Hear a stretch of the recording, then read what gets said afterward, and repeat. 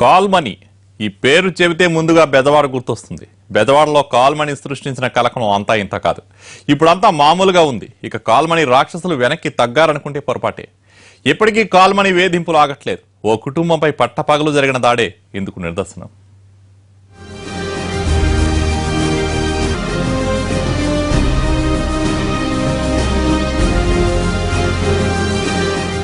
ఇల్లంతా చిందరవందరగా మారిన ఈ దృశ్యం చూశారా? బెజవాడలో కాల్ మనీ అరాచకానికి నిదర్శనం ఈ దృశ్యం. కొన్నాళ్ల క్రితం బెజవాడలో కలకలం రేపిన కాల్ మనీ రాక్షసులు ఇప్పటికీ వెనక్కి తగ్గట్లేదు.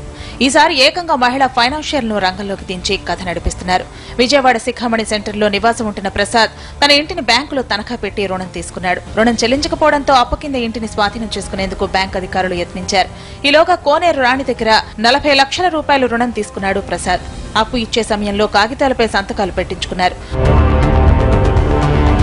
₹1 కోటి ఇంటిపై కన్నేసిన ఫైనాన్షియర్లు 40 లక్షలు ఇచ్చి ఇంటిని తమ పేరు మీద రిజిస్టర్ చేయించుకున్నారని ప్రసాద్ కుటుంబ సభ్యులు ఆరోపిస్తున్నారు. ఈ వ్యవహారంతో ఫైనాన్షియర్లకు ఈ కుటుంబానికి మధ్య గొడవలు జరుగుతున్నాయి. కోనేరు రాణికి చెందిన 10 మంది మహిళలు పట్టపగలు ఇంటిపైకి వచ్చి దాడి చేశారని ప్రసాద్ కుటుంబ సభ్యులు ఆరోపిస్తున్నారు. ఆగట్లేదండి. మమ్మల్ని బయటకు మేము ఉన్నామ్మా, మా వాళ్ళు వచ్చాక మాట్లాడుకుందాం, ఆగనమ్మా, నాకు ఆగట్లేదండి.